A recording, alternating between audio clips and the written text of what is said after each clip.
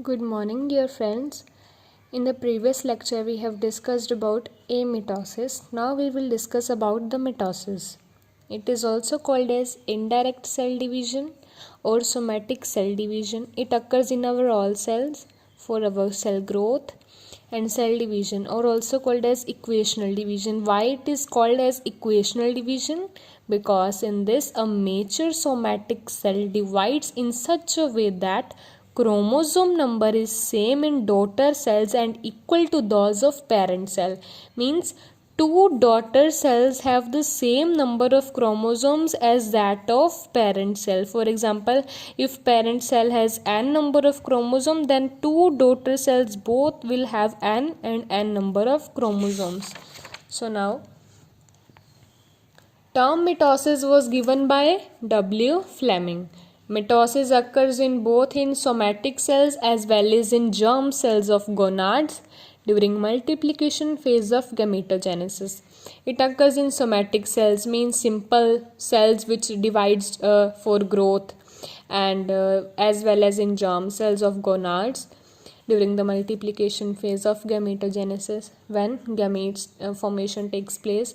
Now again, types of mitosis are karyokinesis, division of nucleus, and cytokinesis, division of cytoplasm.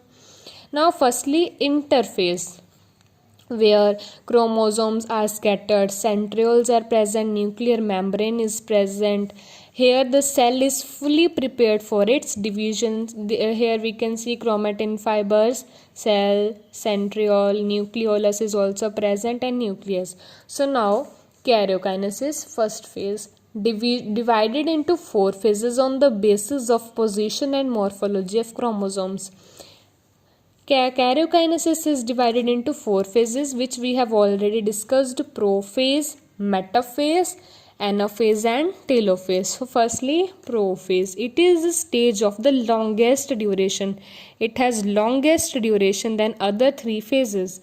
It is again divided into three subtypes. So here I have written, summarize these phases.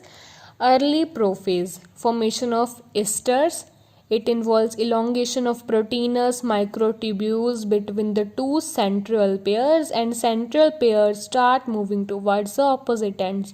So here we can see centriole split and starts moving towards the opposite poles.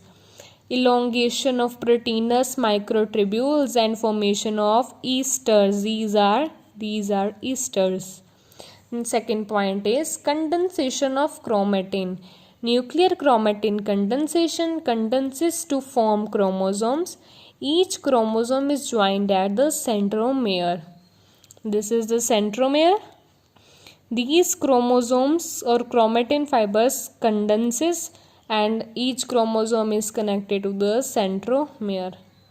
So now second phase, mid prophase, chromosome have more condensation. Now chromosomes are condensed more than early prophase. Moving away of esters, ester moves away, chromosomes become shorter. As we know, when they will condense, they will become shorter. So now nuclear membrane and nucleolus start disappearing. Nuclear membrane and nucleolus will start disappearing. Now late prophase, complete disappearance of Golgi body, nuclear membrane, and nucleolus. Now here we see no nucleolus, no nucleomembrane is present. Further condensation of chromosome takes place and formation of spindle. This is spindle, these are esters, and two centrioles are connected each other through spindles. So I hope you understood this prophase. In this prophase, our conclusion is that nuclear membrane and nucleolus are disappeared and formation of spindle fibers and condensation of chromosomes. So now metaphase. Metaphase chromosomes are maximally condensed and are shortest and thickest, which makes their movement easier. Maximally condensed, here we can see, and their duration is only 2 to 10 minutes.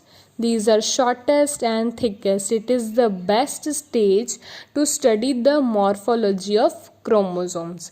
It involves chromosomes arranged at equator. Here we can see that chromosomes are arranged in an equatorial plate. Each centromere is joined by two chromosome fibers, each from one pole, one from each pole. Here we can see centromere, two chromosomes and all that. Centrioles are also connected. So now anaphase, it is of shortest duration, 2 to 3 minutes. Each centromere splits so that two sister chromatids have their own centromere and daughter chromosomes. Here we see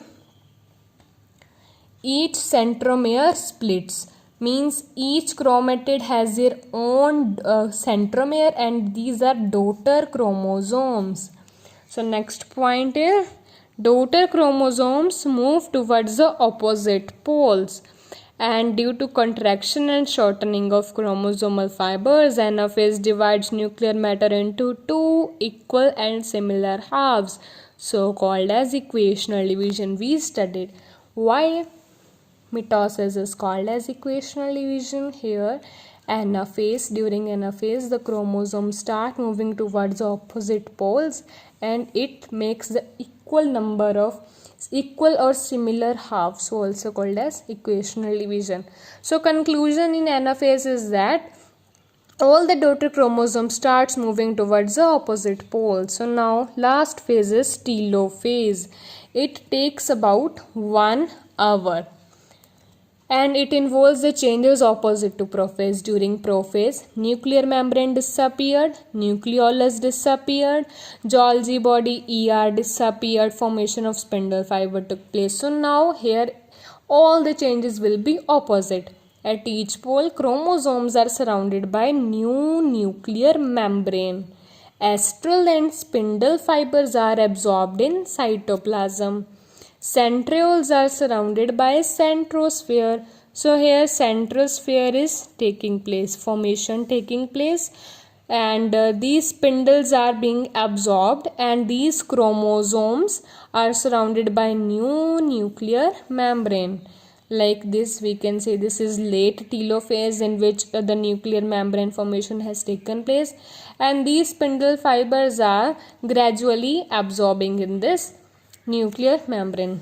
So now last phase is cytokinesis.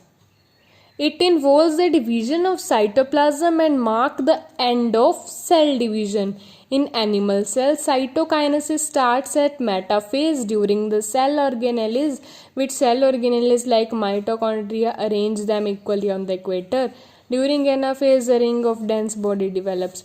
It is simply we can say that in animal cells, the cytokinesis takes place by cell furrow formation. This, like if this is a cell, here a cell furrow formation takes place which divides one cell into two cells like this, and both the cells have same amount of chromosomes and these have fully developed centriole, nucleus and nucleolus. In here we can see that in telophase cell furrow deepens and finally results into two daughter cells. Here this is all which we have said. During anaphase, ring of dense body or mid body develops. This mid body develops. All this is about this. So I hope you understood about the mitosis in which one cell divides such a way that the two daughter cells have the same amount of chromosomes, and it is also called as equational division. Thank you.